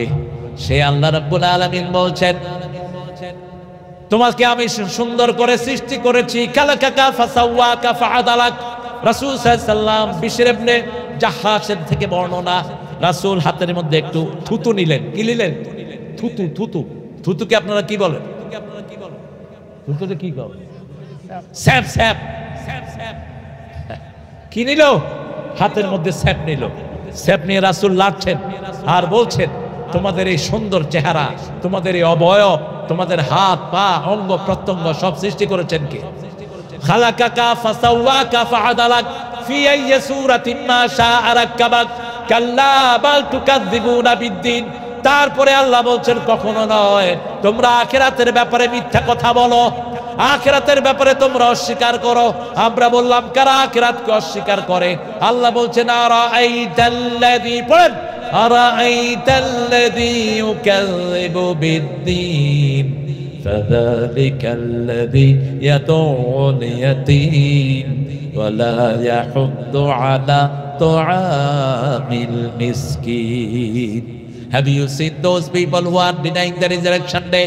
ওই মানুষকে তোমরা দেখেছো নাকি যারা আখিরাতকে অস্বীকার করে? ইউকাযযিবু বিদ্দীন ফাযালিকাল্লাযী ইয়াদউল ইয়াতীম। এদের প্রথম কারণ, এদের প্রথম খাসলত হলো এতিমের গলা ধরে ধাক্কা দেয়। বড় ভাই মারা গেছে, ছোট বাচ্চাগুলোকে জমি থেকে আলাদা করে, এরকম মানুষ আছে না নাই? নিজের আত্মীয় স্বজন মারা যায়, ছোট্ট ছোট্ট বাচ্চা রেখে তাদেরকে জমিন থেকে বহিষ্কার করে দেয়। এরা আখিরাতে বিশ্বাস করে না। ইয়াদউল ইয়াতীম ওয়ালা ইয়াহুদ্দু আলা তুআমিল মিসকিন। মিসকিনদেরকে এরা খাওয়ার দেয় না। মিসকিন আর ফকির এক জিনিস না। মিসকিন হলো বুক ফাটে তো মুখ ফাটে না, তার টাকা দিয়ে মাস চলে না, কিন্তু কাউকে বলতেও পারে না এরা হলো মিসকিন। এরা কি? মিসকিন। আর ফকির হলো যার তার সামনে হাত পাতে। ফকিরদের ব্যাপারে আল্লাহ বলেন, ওয়ালা ইয়াহুদ্দু আলা তুআমিল মিসকিন ফাওয়াইলুন লিল মুসাল্লিন। এদের মধ্যে ওই নামাজিও আছে যেই নামাজি ফজর ছেড়ে দেয়, যোহর পড়ে, আসর ছেড়ে দেয়, জুমা পড়ে, সারা সপ্তাহে নামাজ পড়ে না। এই সমস্ত মুসল্লিদেরকেও আল্লাহ রাব্বুল আলামিন বলেছেন এরা আখিরাতকে বিশ্বাস করে না। আল্লাহ আমাদেরকে আখিরাতকে বিশ্বাস করার তৌফিক দান করেন। আরো চিৎকার করে বলেন আমিন। আপনার ভিতরে যদি এই খাসলত থেকে থাকে, যদি আপনার ভাইয়ের জমি আপনি আত্মসাৎ করেন, আল্লাহ বলছেন আপনি আখিরাতকে বিশ্বাস করেন না। আপনি এতিমকে ঠকাইছেন, আপনি আপনার ভাবিকে ঠকিয়েছেন, আপনি ছোট্ট ছোট্ট এতিমের জমি নিজের নামে দখল করে নিয়েছেন। আপনি বিরাট সাধু। আপনাকে দুনিয়ার মানুষ ধরতে পারবে না। ধরবেন কে? আল্লাহ ধরবেন। মিসকিনকে খাওয়া দিবেন, নিজের নিকট আত্মীয় খবর নিবেন, ভাই কত টাকা বেতন পান? 15,000 টাকা বেতন পাই। পরিবারে খাওয়ার মানুষ হলো 7 জন, কিছুই হয় না। গোপনে তার হাতে টাকা দিয়ে দেন, আপনার উপর খুশি হয়ে যাবেন কে? নামাজের ব্যাপারে যারা উদাসীন, এখনো রেডি হয়ে যান, এখনো 5 ওয়াক্ত নামাজ পড়েন, তা না হলে আপনার ভবিষ্যৎ বড় অন্ধকার। আপনি নামাজ পড়লেন না, এমন সময় মৃত্যু হাজির হলো, দুনিয়াও শেষ, আখিরাতও। এবার আল্লাহ বলছেন, ওয়ামা আদরাকা মা ইয়াউমুদ্দিন তুম্মা মা আদরাকা মা ইয়াউমুদ্দিন। কিয়ামতের দিনটা কি তোমরা জানো নাকি? কিয়ামতের দিন সম্পর্কে অনেকেই মনে করেন কোন পীর সাহেবের মুরিদ হলাম, গলা ধরে পীর সাহেব ধাক্কা দিয়ে দিলেন, আমি জান্নাতে চলে যাব। এত সহজ কি কিয়ামতের ময়দান? প্রত্যেক মানুষকে একা একা দাঁড়াতে হবে। কোন নেতাকে তার নেতাগিরি সেখানে দেখাতে দেয়া হবে না। আতিয়াউমাল কিয়ামতে ফারদা। প্রত্যেকটি মানুষ একা কিয়ামতের ময়দানে দাঁড়াবে। কোন নেতা তার নেতাগিরি দেখাতে পারবে না। ঠিক তবে ঠিক। আপনি যাকে চোখ রাখিয়েছেন, বিগত সরকারের আমলে কলারোয়ার বহু মানুষ কলারোয়া ছেড়েছে। কথা কন না কেন? বেলালের মতো মুহাদ্দিস কলারোয়ায় থাকতে পারে নাই। কোথায় ছিল সে? কোথায়? যশোর ছিল, যশোরে ধাওয়া করেছে, গেছে ঢাকা। আজ চাকরিটা ফিরে পায় নাই। তার মানে হলো তাদের প্রেতাত্মা এখনো আছে। মামলা হয়েছে অনেকের নামে, এলাকায় থাকতে পারে নাই। তোমার ভয়ে যারা পালিয়ে গেছে, মনে রেখো তারা মাফ না করে আল্লাহ তোর মতো বেয়াদবকে মাফ করবে। পায়ে পড়ে মাপ চা। বহু লোক দেশ ছেড়ে পালিয়েছে। আপনাদের সাতক্ষীরার লোক আমি পেয়েছি লন্ডনে গিয়ে। কি ব্যাপার? বলো হুজুর 7 মাস বাচ্চা ছেলে মেয়েদেরকে দেখি না, 2 বছর দেখি না, 3 বছর দেখি না, এরকম নির্যাতন সাতক্ষীরাতে হয়েছে কি হয়নি? ওই এসপি শয়তানটা কোথায়? যেই ওসি কুত্তা গুলি করেছে মানুষের পায়ে, কোথায় সেই কুত্তাটা? ওকে ধরে এনে মানুষের কাছে ছেড়ে দাও। কত প্রীতি! এখন তো তোর শয়তানও শেষ, তুইও শেষ। তবে একটা সান্ত্বনা আমাদের আছে। সূরা সিজদার 22 নম্বর আয়াতে আল্লাহ সান্ত্বনা দিচ্ছেন, ইন্না লিল মুজরিমিনা মুনতাকিমুন। প্রত্যেকটি অপরাধের প্রতিশোধ গ্রহণ করবেন কে? একজন গ্রহণ করবেন, তিনার নাম কি? আরো জোরে বলেন কি না? সেই আল্লাহর দিকে আমাদেরকে ফিরে আসতে হবে। যে সমস্ত ভাইরা মামলা খেয়েছো, আল্লাহর দিকে ফিরে আসো। দুনিয়ার কোন দল যদি করো, দুনিয়াও শেষ, আখিরাতও কিছুই পাবা না। আর আল্লাহর জন্য যদি তুমি বাড়ি ছাড়ো, আল্লাহর জন্য যদি তুমি কষ্ট করো, আল্লাহ রাব্বুল আলামিন বলছেন, নি'মা আজরুল আমিলিন। যারা আমার জন্য কোনো কাজ করবে, শ্রেষ্ঠ পুরস্কার আমি তাদেরকে দান করে দেব। আমরা বললাম কি পুরস্কার দিবেন? আল্লাহ বললেন, হুরুম মাকসুরাতুন ফিল খিয়াম। তাবুর ভিতরে এত সুন্দর রমণী থাকবে, যাদের চোখগুলো আনাতা নয়নে, কান্নাহুন্না লিয়াকুতু ওয়াল মারজান। প্রস্ফুটিত মারজান, এর চেয়ে সুন্দর গোলাপের মতো সুন্দর। রাসূল বলতে গিয়ে বললেন, যেই হুর তোমাদেরকে দেয়া হবে, হুরের নখ যদি দুনিয়ার কোন অংশে ডুবিয়ে রাখে, সারা দুনিয়ার অন্ধকার হবে না। এই হুর যাদেরকে রাখা হয়েছে, এদের হাতের রুমাল যদি দুনিয়াতে ছেড়ে দেয়, সারা দুনিয়া সুঘ্রাণে ভর্তি হয়ে যাবে। এই জিনিসগুলো পড়বেন। সূরা আর রহমানে এসেছে, সূরা মুহাম্মদে এসেছে জান্নাতের খাওয়ার বর্ণনা। এই জিনিসগুলো যদি পড়েন, দুনিয়ার কোন পেতনির দিকে আপনার চোখ যাবে না। হুরের যে বর্ণনা এসেছে, আপনি বলেন তো দুনিয়ার কোন রমণী এত সুন্দরী হতে পারে? যাদের শরীরের রক্ত প্রবাহ আপনার সামনে থেকে দেখবেন, এগুলো আল্লাহ রেখেছেন পবিত্র মানুষের জন্য। ঠিক না? ঠিক। আত-তাইয়্যিবুনা লিত-তাইয়্যিবাত আল খাবিসুনা লিল খাবিসাত। 14 জনের সাথে লাইন করবি। আল্লাহ বলছেন, আয-যানিয়াতু লিয-যানি। তোর জন্য জিনাকারণী আমি রেখে দিয়েছি। তুই ইন্টারনেটে লাইন করস অথবা বাস্তবে কোনো মেয়ে জীবন নষ্ট করস, তোর জন্য কোনো পবিত্র নারী হবে না, তোর জন্য মুশরিকা হবে এবং জিনাকারণী হবে। আর যদি গোপনে তুমি পবিত্র থাকো, তোমার জন্য পবিত্র মানুষের ব্যবস্থা করে দিবেন কে? আল্লাহ রাব্বুল আলামিন ব্যবস্থা করে দিবেন। নিউ ইয়র্কে একটা ঘটনা ঘটেছে। লিফটে উঠেছে ইংরেজি 2টা মেয়ে আর একটা মুসলমান ছেলে। এটা বহু পত্র পত্রিকা এসেছে। মুসলমান ছেলেটি যখনই দেখলো 2টা মেয়ে ঢুকেছে লিফটে, দৃষ্টিটা নিচের দিকে। কোন দিকে? কথা কম না কেন? আমরা যখনই কোনো মেয়ে দেখবো কোন দিকে তাকাবো? পোলাপানে কোত্থেকে মাস্টার শিখছে, কয় হুজুর একবার তো দেখা যায় দিয়েছে। আরে ছাগল কোথাকার, একবার দেখা যায় কোথায় পেয়েছে? লহমা, তুমি যখন দেখলা কোন মেয়ে, সাথে সাথে দৃষ্টি নিচের দিকে নামাও আর পড়ো আউযু বিল্লাহি মিনাশ শাইতানির রাজিম বিসমিল্লাহির রহমানির রহিম। বাস এটা পড়তে থাকি। ওই ছেলে নিচের দিকে তাকিয়ে আছে, একটা বারের মতো চোখ তুলে উপরে তাকায় নেই। মেয়ে 2টা যখন নামছে, জিজ্ঞেস করছে, হোয়াটস ইউর আইডেন্টিটি? তোমার পরিচয় কি? ছেলে বলছে, আমি মুসলমান। সুবহানাল্লাহ বলতে ইচ্ছা করে না। আমি কি মুসলমান? Why staring in the floor? তুমি কেন নিচের দিকে তাকিয়েছিলে? সে বলছে, আমি একমাত্র আমার বিবি, আমার মেয়ে ছাড়া অন্য কারো দিকে দৃষ্টি দেয়া যায়? আমার মেয়ের দিকে আমি স্নেহের নজরে দেখবো, সওয়াব দিবেন কে? আমার মায়ের দিকে আমি সম্মানের নজরে দেখবো, সওয়াব দিবেন কে? আমার বিবির দিকে আমি তাকাবো, আমার চোখের গুনাহ মাফ করে দিবেন কে? অবাক হয়ে গেল ওরা। বলছে, এই যুগে এরকম ছেলে সম্ভব? ছেলের অ্যাড্রেস নিয়েছে। অ্যাড্রেস নিয়ে মেয়ে বলছে, আমি তোমার ধর্ম গ্রহণ করব, তোমার মতো একটা লজ্জাশীল ছেলেকে বিয়ে করাচ্ছি। সুবহানাল্লাহ, বেশি দূর হলো না। এবার শুনেন 1400 বছর আগে রাসূলের ঘটনা। এক মহিলা এসে বলছে, ইয়া মুহাম্মদ জাউইজনি, হে মুহাম্মদ আমাকে বিয়ে করো। এখন তো আমাদের হুজুররা মেডিকেল ক্লাস করে। পাইছো কে মিয়া? হ্যাঁ, তোমাকে কে দিয়েছে লিবার্টি? শুধু মেয়েদেরকে নিয়ে তুমি ক্লাস করবা? পর্দা মুসলমানদের জন্য কি? আরে কথা কর না কেন? আপনার প্রাইভেট সেক্রেটারি মহিলা রেখেছেন, আপনি বেঈমান। আপনি 24 ঘন্টা এক মেয়ের সাথে বসে থাকেন, আপনার ঈমান শেষ। রাস্তাঘাটে বাস দেখতেছেন, সব চোখের হেফাজত করেন। রাসূলকে এসে বলছেন জাউইজনি ইয়া মুহাম্মদ, মুহাম্মদ আমাকে বিয়ে করেন। রাসূল নিচের দিকে তাকিয়ে আছে। মহিলা আবার বলছে আমাকে বিয়ে করেন। রাসূল নিচের দিকে তাকানো। সাল্লাল্লাহু, এই পৃথিবীর সমস্ত মানুষের লজ্জা একত্রিত করলেও রাসূলের লজ্জা সমান হবে না। তিনি ছিলেন সবচেয়ে লজ্জাশীল ব্যক্তি, আসাদ্দু হায়াত, সবচেয়ে লজ্জাশীল ছিলেন তিনি। একজন গরীব সাহাবী রাসূলের পাশে বসা এসে বলছেন, ইয়া রাসূলুল্লাহ, আপনি যদি বিয়ে না করেন আমারে করায়া দেন। বুঝছেন নাই? এটারে আমার লগে করায়া দেন। রাসূল বলছেন, মোহরানা কি দিবি? কই শরীর ছাড়া কিছুই নাই। বিয়ের আগে মোহরানা, বিয়ের পরে ওই স্বামীর মেয়ের শ্বশুরের কাছ থেকে, মেয়ের বাপের কাছ থেকে লোন নেওয়া ইসলাম জায়েজ করে নাই। আপনি লোন চাইতে পারবেন না শ্বশুরের কাছে।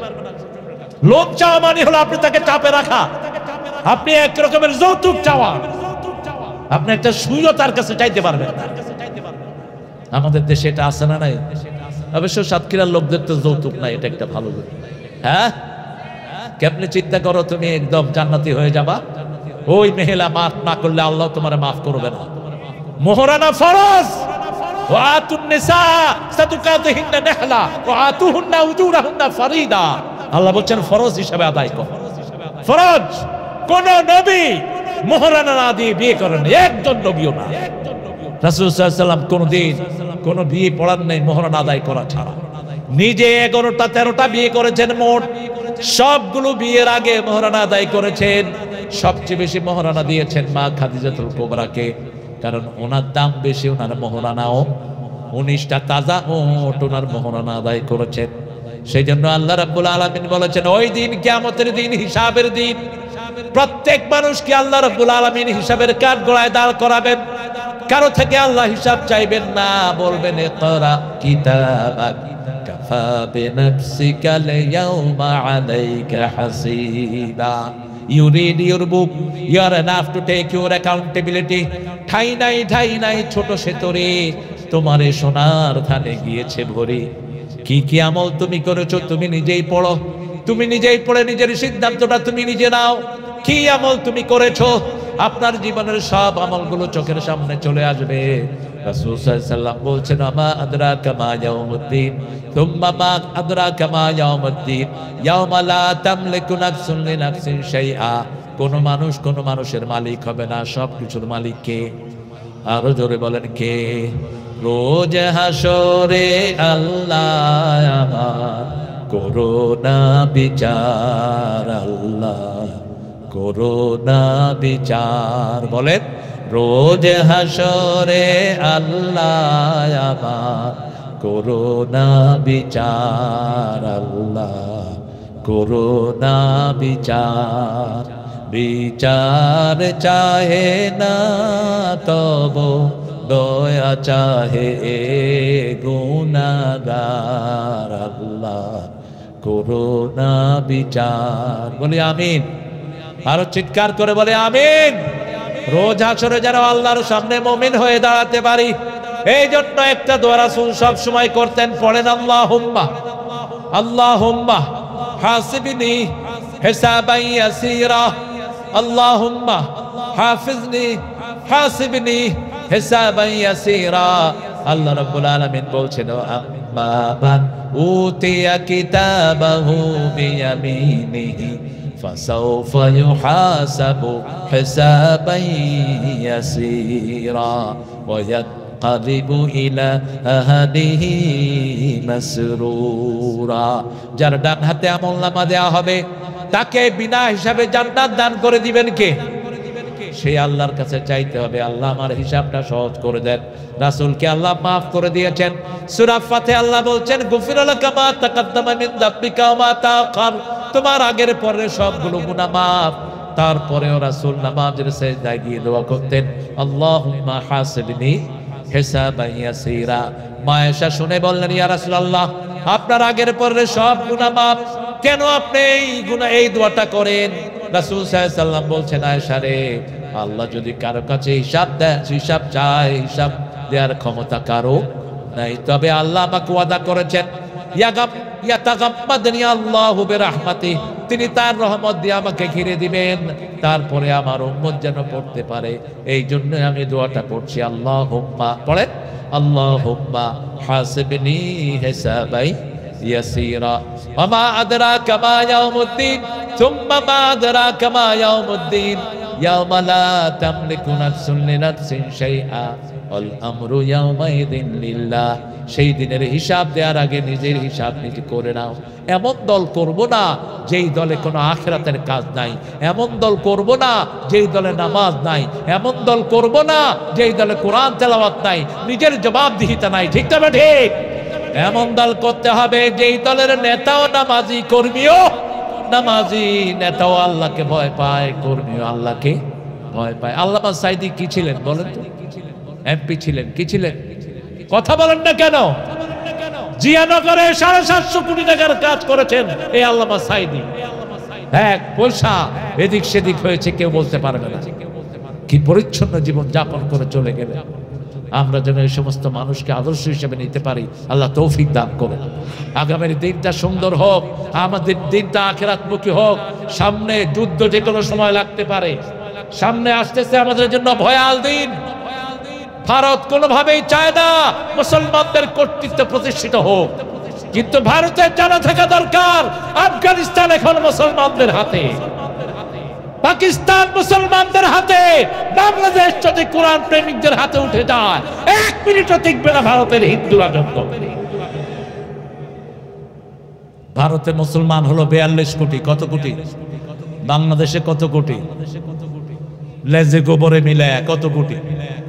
নামাজ নাই, রোজা নাই, তারপরেও মুসলমান কত কোটি? আরে কথা বল না কেন? 18 কোটি। কত কোটি?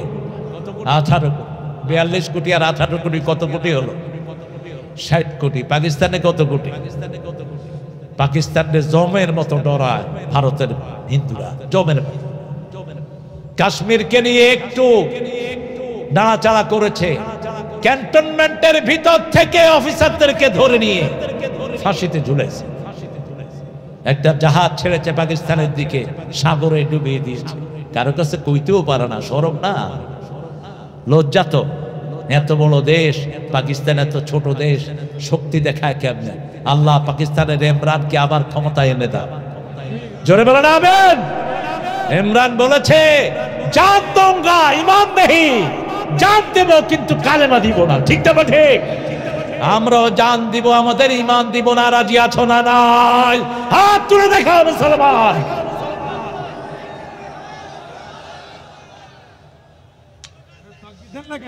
নারায়ে তাকবীর, নারায়ে তাকবীর, লিল্লাহি তাকবীর। কোরআন আছে যেখানে।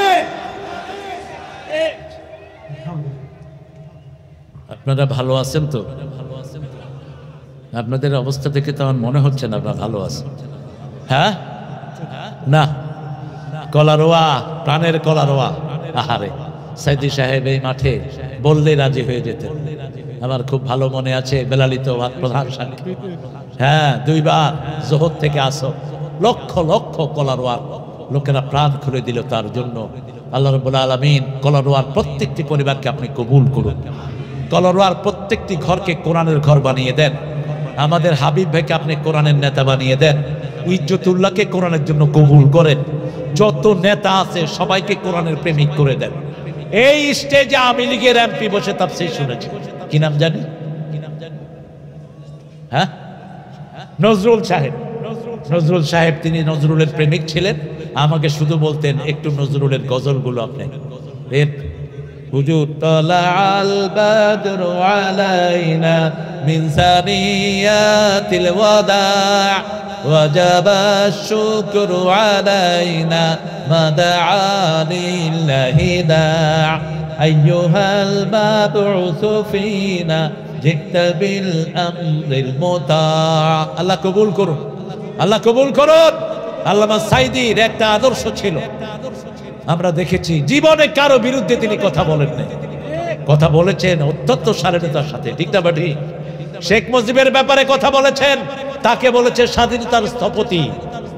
তার জনপ্রিয়তা ছিল আকাশচুম্বী, কিন্তু তাকে মাটির সাথে মিশিয়ে দিয়েছে এই দাম্পত্য হাইওয়ানগুলো, ঠিক না বাটি? কি ভদ্র ভাষায় তিনি সমালোচনা করতেন। আল্লাহ যেন আমাদের সবাইকে কোরআনের জন্য কবুল করুন।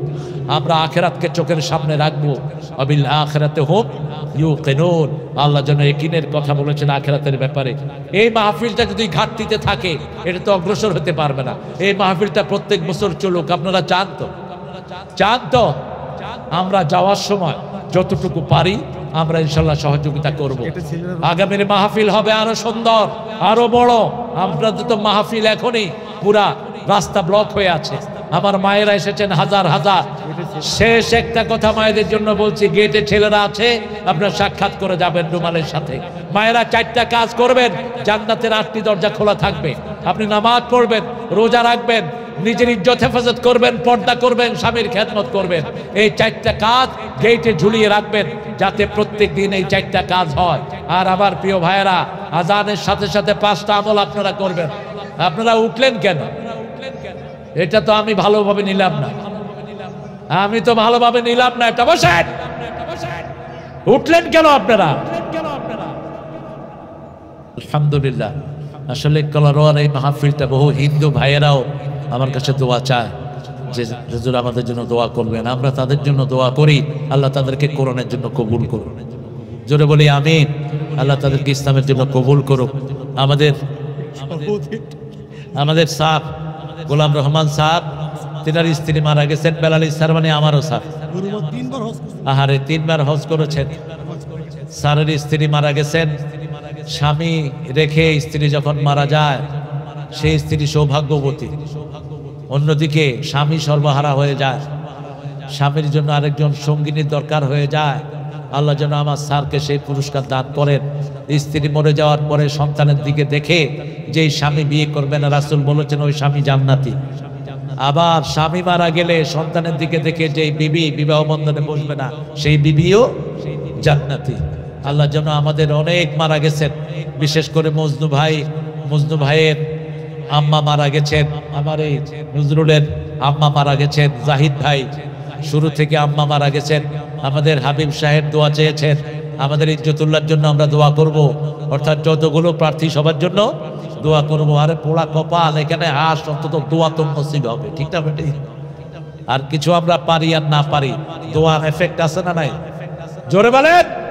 হাসিনা বিদায় হয়েছে কিসের কারণে? জোরে বলেন। আল্লামা সাইদি বলেছিলেন, মনে নাই আপনাদের? বলেছিলেন যে এমন একটা সময় আসবে, আমরা গাছের গোড়ায় আছি মৌলবাদী, তোমরা আগায়, বেশি তেড়ি বিড়ি করবা, গোড়া দিয়ে ঝাক্কা দেবো। মামু বাড়ি কোথায়, গেছে কোথায় সবগুলো? আবার বলেছেন আমাকে যদি কেউ মেরে ফেলে, যারা মারবে তাদেরকে 1 বছর আল্লাহ জমিনে টিকিয়ে রাখবে না, তার আগেই তাদেরকে জমিন থেকে নিশ্চিহ্ন করে দিবে, ঠিক না বেটি? 1 বছর 9 দিন আগে বাকি থাকতে ওনাকে 15ই আগস্ট তারা দুনিয়া থেকে বিদায় করলো। কি প্ল্যান দেখেন! ওর বাপ মরছে 15ই আগস্ট, 15ই আগস্ট আল্লাহর ওলির গায়ে তারা বিষ পয়জন দিয়েছে, 15ই আগস্ট বিদায় করেছে। আর 5ই আগস্ট তাদেরকে বিদায় করে দিয়েছেন কে? 9 দিন আগেই। সেই জন্য আমরা আল্লাহর কাছে চাইবো, দোয়া কোনো মিস নাই। দোয়ার চেয়ে শক্তিশালী পৃথিবীতে কিছুই। নূহের 1 দোয়াতে সারা পৃথিবী পানিতে তলিয়ে গেছে, ঠিক না বেটি? সেই জন্য দোয়া করব কার কাছে? আল্লাহর কাছে আমরা দোয়া করব। আমাদের এই কলারোয়ার যত ব্যবসায়ী আছে, যত ভাই বোন আছেন, সবার জন্য, বিশেষ করে মজনু ভাইয়ের পরিবারের আমার শাহেদ ভাই এখানে আসছেন, ওনার বিবি বারবার দোয়া চেয়েছেন আপনাদের কাছে। শাহেদ ভাই অসুস্থ ছিলেন, আল্লাহ তাকে সুস্থ করে দিয়েছেন। আর যারা অসুস্থ আছে অনেকেই মাঠে জায়গা পায়নি, চারিদিকে কিন্তু মাঠ, চারিদিকে লক্ষ লক্ষ মানুষ দাঁড়িয়ে আছে। যতটুকু এসেছি দেখি মানুষ দাঁড়ানো। আমরা সবার জন্য দোয়া করছি, আল্লাহুম্মা আমিন। لا إله إلا هو الحي القيوم لا تأخذه سنة ولا نوم له ما في السماوات وما في الأرض من ذا الذي يشفع عنده إلا بإذنه يعلم ما بين أيديهم وما خلفهم ولا يحيطون بشيء من علمه إلا بما شاء وسع كرسيه السماوات والأرض لا يؤوده حفظهما وهو العلي العظيم يا حنان يا حي يا قيوم برحمتك نستغيث أصلح لنا شأننا كله ولا تكلنا إلى أنفسنا طرفة عين اللهم صل وسلم على نبينا محمد وعلى آله وصحبه وبارك وسلم ربنا ظلمنا أنفسنا وإن لم تغفر لنا وترحمنا لنكونن من الخاسرين ربنا آتنا في الدنيا حسنة وفي الآخرة حسنة وقنا عذاب النار ربنا وآتنا ما وعدتنا على رسلك ولا تخزنا يوم القيامة إنك لا تخلف الميعاد হাজার গুনার বোঝা কাঁধে নিয়ে কলারোয়া ফুটবল মাঠে এই ঐতিহ্যবাহী কোরআন তাফসিরে বসে আপনার কাছে ভিক্ষার হাত তুলেছি আমাদের জীবনের গুনাহগুলো আপনি মাফ করে দেন আজকের কোরআন শোনা সহ সারা জীবনের আমল আপনার শাহী দরবারে কবুল করুন তার হাদিয়া সমস্ত আম্বিয়া কিরামের আরওয়াহ মুবারকে পৌঁছিয়ে দিন বিশেষ করে যেই নবী সারা জীবন উম্মতি উম্মতি বলে কেঁদেছেন সেই নবীর রওজায়ের সওয়াব পৌঁছিয়ে দেন এই পর্যন্ত যত মুমিন মুমিনাত মুসলিম মুসলিমাত কবরের বাসিন্দা হয়েছে সবার আরওয়াহে সওয়াব পৌঁছিয়ে দিন যেই কমিটির উদ্যোগে এই মাহফিল এই কমিটিতে মজনু ভাই ছিলেন আব্দুল সাত্তার সাহেব ছিলেন এখন আর কেউ দুনিয়াতে নাই আল্লাহ তাদের কবরকে জান্নাতুল ফেরদাউস বানান আল্লাহ ওই পরিবারকে কাজী পরিবারকে আপনি কবুল করেন আল্লাহ সাত্তার সাহেবের পরিবারও চলে গেছে বিবিও চলে গেছে তাকে মাফ করে দেন আর যত মা বোন চলে গেছেন সবার কবরকে জান্নাতুল ফেরদাউস বানিয়ে দেন আল্লাহ রাব্বুল আলামিন বেলালী সহ এই কমিটিকে আপনি কবুল করেন জাহিদ ভাইয়ের আব্বাকে জান্নাতুল ফেরদাউসের মেহমান বানিয়ে দেন আমরা যারা হাত তুলেছি যাদের মা নাই নজরুলের মা নাই সবার মাকে আপনি জান্নাতুল ফেরদাউসের বাসিন্দা করেন বাপকে জান্নাতুল ফেরদাউসের বাসিন্দা করেন যাদের পিতামাতা বেঁচে আছে হায়াত দারাজ করে দেন রব্বির হামহুমা কামা রাব্বায়ানা সগীরা আল্লাহ আপনার হাবিব বলেছে স্বামী যখন স্ত্রীর জন্য দোয়া করে সেই দোয়া আপনি ফিরিয়ে দেন না আমাদের আজকের সভাপতি গোলাম রহমান স্যার তার স্ত্রীকে হারিয়েছেন আল্লাহ তাকে আপনি মাফ করে দেন আল্লাহ তার পরিবারকে আপনি কবুল করেন আল্লাহ যত ভাই দোয়া চেয়েছে সবার জীবনের গুনাহ মাফ করে দেন কলারোয়ার প্রত্যেকটি ঘরকে আপনি কোরআনের ঘর বানিয়ে দেন হিন্দু ভাই বোনদেরকেও কোরআনের জন্য কবুল করেন তাদের দুঃখ দুর্দশা আপনি দূর করে দেন আল্লাহ হাবিব ভাই দোয়া চেয়েছেন হাবিব ভাইকে আপনি কবুল করেন ইজ্জতুল্লাহকে আপনি কবুল করেন আল্লাহ যত নেতা আছে সবাইকে কোরআনের জন্য কবুল করেন আল্লাহ বেলালীর জন্য যেই কষ্টকর এই প্রতিষ্ঠানটা জোগাড় দেয়া আল্লাহ তার সব কষ্ট আপনি দূর করে দেন আল্লাহ মর্যাদার শ্রেষ্ঠ আসীনে তাকে আপনি আসীন করেন তার একটা স্কুলকে সারা দুনিয়ায় আপনি ছড়িয়ে দেন আল্লাহ রাব্বুল আলামিন তার আম্মার হায়াতকে আপনি দারাজ করে দেন সমস্ত অসুস্থতা দূর করে দেন যত রাতে আমি আর বেলালী ফিরে আসতাম তাফসীর করে রাস্তায় তার আব্বা দাঁড়িয়ে থাকতো আল্লাহ তার আব্বার কবরকে জান্নাতুল ফেরদাউস আল্লাহ তার দুইটা ছেলেকে আপনি চক্ষু শীতলকারী বানিয়ে দেন তার মেয়েটাকে আপনি দুনিয়া আখিরাতের শ্রেষ্ঠ রমণী বানিয়ে দেন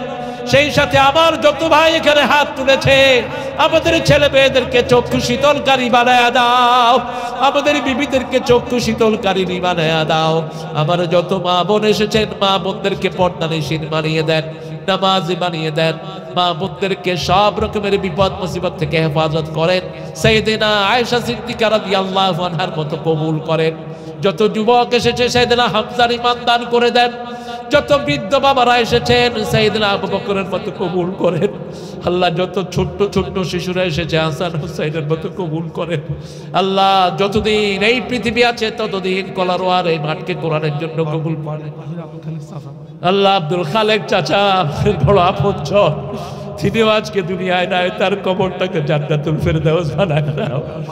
আল্লাহ মামুন ভাই এই কমিটির একজন শক্তিশালী মানুষ ছিলেন, মামুন ভাইকে আপনি চিরতরে মাফ করে দেন, মামুন ভাইকে জান্নাতুল ফেরদাউসের মেহমান বানান। কমিটিতে যত লোক আছে সবার সব বিপদ মুসিবত আপনি দূর করে দেন।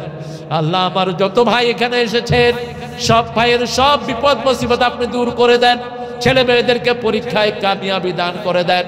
এই মাহফিল উসিলায় সারা বাংলাদেশের সকল দলের লোকদেরকে কোরআনের জন্য কবুল করেন।